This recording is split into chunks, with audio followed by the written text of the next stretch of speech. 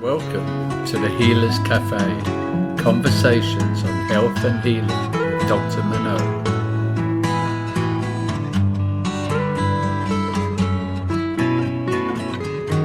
So welcome to the Healers Café. And today I have with me Janice Litvin, and she's on a mission today to help leaders and teams banish burnout in their organizations. So I'm very much looking forward to find out how you got to that and why you did that. And you started off leading fitness classes, and so what was this evolution? And please welcome and tell us more. Thank you. I'm so delighted to be here. Thank you so much. It all started with the '08 meltdown, economic meltdown. I had been doing tech recruiting for 20 years. And, after about 18 years, I was ready for a change, but I didn't quite know which way to go. And I was successful, so I kept on going. And then in '08, '09, 2010, there was no work. So there was no recruiting, and I had to figure out something else to do. And I have to tell you, it was the first time in my life that I didn't know what to do with myself. I had done earlier in my career, I had done software consulting and training and working with people on what they want to do, what this new IBM PC box was on their desk. And at one point, an old boss had called me and said, I think I need your help finding a DB2 DBA. I was not a recruiter at the time. I didn't know what a DBA was. Even though I was in the tech world, it was a new phenomenon. And I successfully found him a DB2 DBA. And I'm like, wow, I'm a recruiter now. And so I went along recruiting for 20 years without worrying about what to do next. And suddenly I was stuck. And so what I did know was that I needed to get back in shape. So I went to the gym, dropped my son off at school every single day, went to the gym every day from like 9 to 3 or whatever. I began to make friends there, and I found Zumba fitness there. And I have a love of dance my whole life. And back in the back of my mind, I thought, wouldn't it be fun to teach fitness classes, which I had done many years before for about a year. And so fell in love with Zumba, became a Zumba fitness instructor. And then after a couple of years, I thought, I do need a new challenge, a new mental challenge. And so I got involved with the American Heart Association. As I was telling you before, I became certified through an organization called NASM to become a personal trainer and certified in group fitness. And through that, I began to get more and more knowledge about everything around being a trainer, the mental as well as the physical. And so I decided to, starting with the American Heart Association, I went around and started doing talks on heart health, which is physical and mental. And it's not just about your heart, it's about your whole life, of course. And from there, I started getting requests to speak about generic workplace wellness, which is the corporate world around health, physical and mental health. And then from there, a client called one day and said, we want you to do a talk about stress, but we don't want mindfulness or meditation. We want you to go deep. And I, years ago, had been in therapy. So I thought, well, I can go very deep. And I also had more recent research about social psychology. And from there, I developed my Banish Burnout program. Wow. Okay. So, because I was going to say, it's a rare story that doesn't start, even if at the time you don't know it, but pulling from one's own sort of health experience, right? And yeah, so anyway, I'm not surprised, let's say, of the non-coincidence of this. But so tell us a little bit. So you've created a program about burnout in 2008. So the context would be economic crash. Clearly, what was why were people burnt out? Like, could you sort of explain a little bit what it was like? Because I think we're heading in the same direction. Well, yes, with the pandemic, everything is exacerbated. But did you know that as early as 2018, 66% of American workers were already beginning to suffer from burnout? And Mm. of course, that number went up after the pandemic ensued. And so there are a lot of reasons people are burned out: too much work, unreasonable deadlines, managers who don't support them or ask them their opinion, who just lay rules on them, not giving them enough autonomy with their work and asking them, well, what are you good at? And helping them uncover what their true strengths are within the context of the job they have.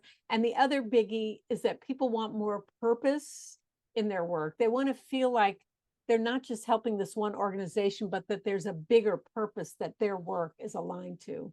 Yeah. Wow. I mean, it makes sense. I mean, that seems to be what a lot of people lost their jobs or, had to stop. And that's a lot of the complaints. It's exactly feeling like they didn't matter and what they did didn't matter. Right. Right. Yeah. And burnout kind of comes because there's no point continuing to see and live life that way, right? Yes, yes. And so burnout can also come when you are excited and you are connected to your bigger purpose, because some people, myself included, get so enmeshed in their work, they forget that family time and family life is equally as important and exhilarating. And so people get so passionate about their work, they forget to set boundaries around their work time. Mm-hmm. But do you think that's true of entrepreneurs as well? Yes, absolutely, very much so. Mm-hmm. Especially in the early days of their business. Right. So the passion alone doesn't give a person everything that they need. Basically, they need to have family life, health. Yes, absolutely. Yes.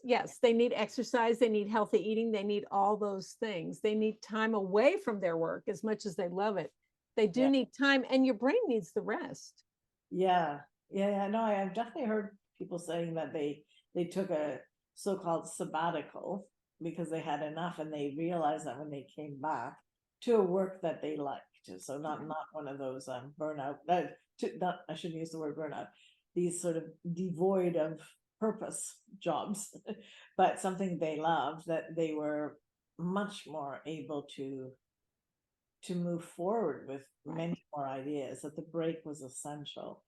And it's interesting because it's not deeply incorporated in our culture, right? Well, I mean, in a way yes, and in a way it is, in a way it isn't. I mean, in general, we work 5 days a week and we have a break on Saturday and Sunday. Some people still work on Saturday, or they do other work on the weekends. We have theoretically, something like a noontime break for lunch. In some companies, interestingly enough, in some companies, the culture is such that they might go out and buy their lunch, but they don't eat away. That the corporate culture, which is horrible, is such that they are eating at their desk and they're continuing to work, which is horrible. And then with the pandemic, when the lines were blurred because everyone was home working, where was this differentiation? What was beginning time? What was ending time? What if you had children that needed caring for in the middle of the day, especially little children who had to get on Zoom to go to school? And then mothers, not just mothers, but mostly mothers, stopping in the middle of the day to work with their children and then coming back to work after dinner to finish their own work. And so, break became like, what's a break? Yeah. No, for sure. So tell us a little bit about your program and the impact that it's had. And more about really understanding burnout, because it's a term that people use very easily, saying, "Oh, I'm so burnt out," and it's like, what does it mean? Well, okay, so interestingly, the true definition of burnout is somebody who is so mentally and emotionally exhausted that they can't function in the way that they could before. They need a major break. If they can get out of bed, they're lucky. They take up something like swimming or art or horseback riding, something that's just totally relaxing and makes them happy. And it takes anywhere from who knows, weeks to months to overcome true burnout. You're right. We have all started using the word, oh, I'm so burned out. Technically, the World Health Organization in 2019 came out with a definition of burnout that meant chronic workplace stress that had not been successfully managed. So work was becoming so stressful and ongoing that people couldn't see past their own noses, constantly getting emails at nights and weekends, and way too much work, and just too much. Mm-hmm, mm-hmm. So how do you, so I mean, one could say, well, that's just a reality of the workplace on some level, because the owners have to compete in the world, and then there's people who have different work ethics that are fine working insane hours just to get it done. Like, there's a cultural component to that sometimes. At least I've seen it in my practice. I can tell, like, okay, these people are more likely to have done it because of this or that reason or whatever. And so how do you approach this? How do you, like, give us a scenario? Well, first of all, I remind people that if they get burned out, they will leave. And then the company is left with a hole in the productivity. And without the people, there is no productivity, there is no company, there's no bottom line. So I try to remind managers, leaders, and everyone that if you burn your people out, your company will not make it. Yeah. And so the culture needs to be refined. So in my opinion, burnout comes from two places. Either the person's internal way of dealing with things, that they overreact and let things bother them to an extreme way, which quite often is learned behavior, or the environment they're in theory, their workplace is too stressful, because that environment, and I agree, there are many, especially in high tech and in healthcare, of course, we learned during the pandemic that the environment was just so stressful that no matter how much meditating a person did, they couldn't overcome the stressful situation. So that's the first thing I do, is remind people that you need to take care of yourself, and leaders need to take care of their people. And then the next thing I do is I teach people that when we get stressed, and by the way, things happen all the time, maybe not every day, but I would say at least once a week, people are dealing with a stressed out work environment. And when things happen, it's normal human behavior to react. What's not normal is if your reaction is off the chart and you stay angry for too long. That's like extreme, in my opinion. And have you ever noticed someone who you're talking to them, or you're giving them some information, or you're responding to something they're doing or saying, and suddenly their reaction is like way out there, and you're like, that reaction didn't go with the situation. That is a clue to me that there's some unresolved emotional baggage that they haven't dealt with. And trauma, I use the word trauma loosely. To me, and you correct me if I'm wrong, trauma is either a big thing that happened, a horrible thing that happened in earlier life, or ongoing extreme emotional abuse, like an overly critical parent that a child grew up with. So to me, trauma stays with us. Everything extreme that's happened stays with us our entire lives, in our body and in our mind. And things come out in ways that show that trauma has not been resolved. So it's really important. In fact, I devote one chapter in my book to unpacking our emotional baggage. And I'm sure you find that in your practice, that there are things from the past that people need to work on. Oh, I mean, it's things from the past can create all kinds of diseases and all kinds of things to happen. And they're triggers, right? One way or another, they surface, right? So you can't, and if you don't really get to the core of it and do proper trauma therapy, then it's latent. It's just waiting to explode with the next thing, right? So, right. But so that's the internal piece. So when you mentioned that to a company, that possibly the leader of the company is, has unresolved childhood issues, which many do, seems like. How does that go? Well, I don't enter a relationship with that issue. I usually, when I'm talking to a leader, I'm talking about their people primarily. What would your life be like if you were pain-free? If you were one of the millions who suffer from chronic pain, the thought of just one day without it may seem impossible. This is often because conventional medicine tends to fall short in the treatment of pain, opting to prescribe pills or recommend surgery rather than getting to the root cause of the problem. But if you are suffering with emotional or physical pain, there is hope. Join the founder and CEO of Bowen College, Manon Bolliger, live online for your body-mind reboot. Learn how to listen to your symptoms and get to the root cause of your pain. Plus, be trained in basic Bowen therapy moves so that you can reboot your body for optimal health. You don't have to live in pain. You can heal. Stop the pain pill cycle by visiting www.yourbodymindreboot.com to learn more and to register.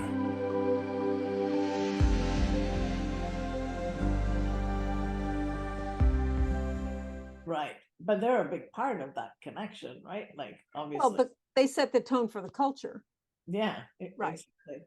So, yeah, so it's more, so do they, how do they help the situation? Like, what are the tips for the companies to overall? I mean, I know it's individualized, and I don't need names, that's not appropriate, but Oh, no, right.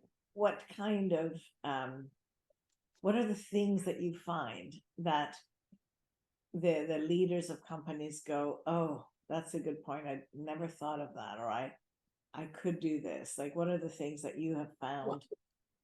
Well, one of the first things is when you promote someone to management, in general, most people are promoted for some technical skill, whether it's software, architecture, law, whatever. Quite often, they're not promoted for emotional intelligence. And many of them do not have leadership skills, do not have management skills, and do not have emotional intelligence. So the first thing I look at is, how are the managers doing? And I recommend that they give their employees the opportunity to give feedback. During a review time in a corporation, it's usually a manager giving feedback about an employee. Employees should also be giving feedback about their manager. And in some companies, they're already doing that, I'm happy to see. And if a lot of employees are saying similar things about a manager, that manager goes to training. All managers should always be going to training, but especially when they first get promoted, because you want to treat employees with kid gloves, like you would treat your favorite cousin or nephew or niece, or like you would treat your children, because a corporation is a family unit. We're human beings, as I keep saying, who come to work from 9 to 5. In fact, in many cases, people spend more time at work than they do at home. And there is a family of sorts. And if you don't treat people with respect and take care of them, they're not going to be able to give and give and give in the way that you think they should. Yeah, so it's also setting the expectation, from a more kind of, I guess, authoritarian way of doing things, do this, do that, and that's your expectation. If you don't fulfill, then out you go, right? Right. Well, the command and control style of management is old hat. There are still people exercising that kind of leadership, but those days are over in general, in the way things should be and could be. So what do you see as the newest trend that is positive, and then also the newest trend that is problematic? In what regard? In regard to managers creating the environment that doesn't on that level affect the negatively affect the employees. Okay, so I'll tell you the story of the world's best boss, the best boss I ever had, named Frank. Frank treated me like we were best friends or brother, sister. He always had my back. And this was an environment where I was dealing with clients in a software consulting situation. And I had an extremely difficult client that was a gigantic shipping vendor from Europe. And in these days, we transmitted their data. This is before the IBM PC. And so they would call screaming, my data, like, the house is on fire. And he would say, and I would go into his office, it's them again. And he taught me some very, very important lessons about how to calm them down, how to focus them on the solution, and how to think for myself and create solutions. And he did this by saying, okay, what is your plan to help this client? And I would go, okay, I'm going to do step A, step B, and step C. He would say, that all sounds great. Don't forget about step D. Now, step D could have been the most important part of the solution, but he made me feel like I could think for myself and I could be independent and become my own eventually led me to becoming my own, starting my own consulting and training firm. Right. Another thing he did for me that was major was he saw in me skills that I didn't even know that I had. After a few months of working at this company, he came to me one day and said, I think you should be the trainer for our organization. And I thought, well, it sounds interesting. I love standing up. I love talking to people. Tell me all about it. And it sounded interesting the way he described it. He sent me to a training program within the company. And I loved training people about computers. And I took to it like a duck to water. And in the long run, it has really led me to where I am today as a burnout speaker, because I learned a lot of skills and I learned that I love helping people. Mm-hmm. Yeah. So it's, I mean, yeah, it's including the person working for you as part of the solution, making them come up with it, like participating in it so that they can take satisfaction for the results and also responsibility for it on that level. Yes. Right? Yes. Yeah. It seems like normal human behavior, but it's often missing. Well, and it's funny when I talk about him, I say he had emotional intelligence before emotional intelligence was a thing. Right. We all talk about now. He just had empathy and he cared about people and he cared about us and he treated us like gold. Yeah. But I think, they say, I forget which book, that, so many owners of CEOs are sort of on the borderline or right out psychopaths, because they don't have that. They don't have that empathy or that connection, have you seen that in any of the people you've had, without names? Yeah, sure. I was doing a project. When I do a project, whether it's a deep dive workshop or it's a 1-hour speaking engagement, I always interview at least 3 to 6 people from the organization. And I ask them to assign whoever's available. One time I was talking to someone who was over a manufacturing shop floor. And I said to him, what are the biggest things that keep you up at night about your organization? And he said, I don't stay up at night. Everything gets cleaned up. He said, I don't have that, which was surprising to me because everybody always has something. And he said, we clean everything up before the day is over. If there's a problem, I bring them into my office and we clean it up. And so it felt to me, and of course I wasn't going to attack this guy, he's in a client organization, but it felt to me like this guy was doing the command and control thing. And that if there was a problem, it wasn't his problem, it was the employee's problem and they were going to solve it, whatever it was. And remember, in manufacturing, there's only so many things that could go wrong. And so I was a little bit surprised. I got this gut feeling that this guy didn't have a lot of empathy. So, and give us an example of what, do you see any trends that are happening now that are affecting businesses? Like, which can be both, the expectation of the employees or the expectation of the, the CEOs or owners? What do you see that is affecting it or causing stressors now? Well, what I'm seeing now is, first of all, the employees from, as you know, March of 2020 till sometime in 2022 or 3, everyone worked from home. And all those CEOs who said, no, no one can ever work from home. I don't care how far away they live, they have to come to the office.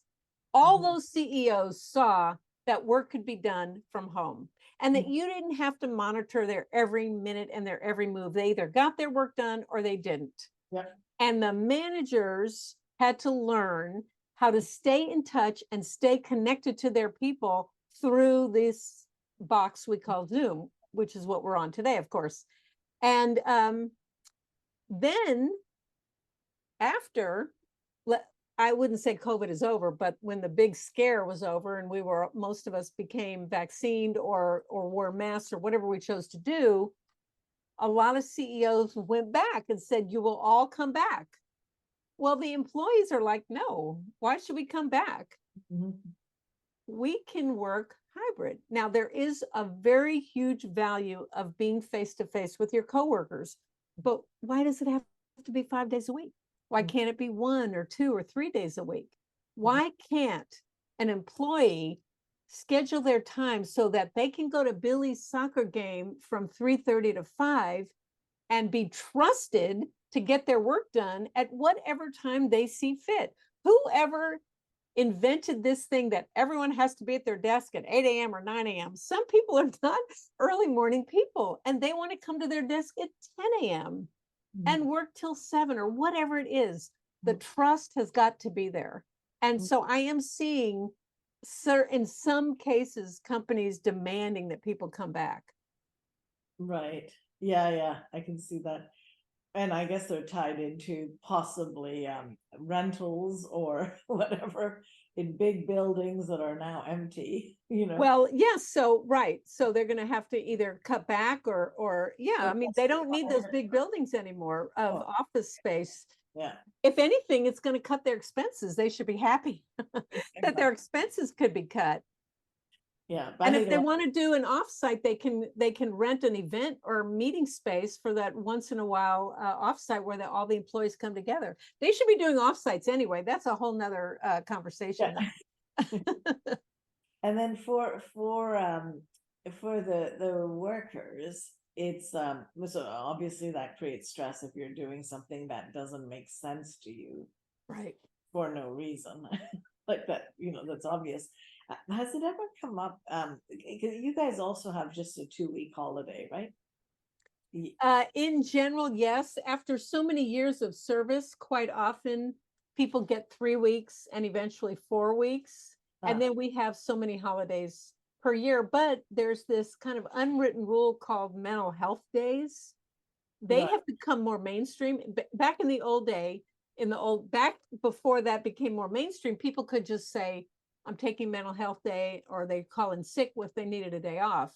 But yes, in general, 2 weeks vacation and then sometimes 3. Yeah, because I was comparing a little bit to in Europe, where it's like, 4 weeks or 6 weeks. Or 6. Exactly. Yes. Yeah, I was wondering when, because, again, your brain works better with real breaks, but that's a trust issue too. Or they could just do the work and compare the stats. Yes. But I think it's, I know when I talk to friends or family or whatever, they're always like, are you guys still doing the 2-week thing? How do people cope with that, knowing that this is the 2 little skinny weeks, and then you have to, you basically cheat the system one way or another, right? And so it actually causes kind of not straightforward behavior, right? Because you're going to look after yourself, because if you don't, no one else will. And then you're sort of in a dichotomy of a little bit of dishonesty, right? Because you're actually doing the right thing for you, but it's the wrong thing, Well, and what some companies do is they have a 4-day work week, which means 4 10-hour days. Right. And then people take Friday, every other Friday or something like that, so they can have these longer weekends and have Yeah, that's a good idea. go out of town kind of thing. Yeah, have real breaks. Well, you know what? Our time has flown right by. I can't believe it.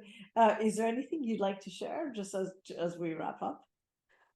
Just that I love my work. I love talking to people, meeting people. I love helping people understand how to change their reactions to stress through cognitive reframing, meaning becoming aware of their reactions and then learning how to change them. And then one of the keys is also I teach people how to set healthy boundaries and how to say no without saying no. And so if your organization needs a workshop, a deep dive, or a 1-hour workshop, I'm happy to come in and do that. Great. Okay. Well, thank you very much for coming on this. And I think a lot of people in the healthcare who are running, clinics and all that, might benefit from bringing this to consciousness for sure. Yes. Thank you so much for having me. I really appreciate it, Manon.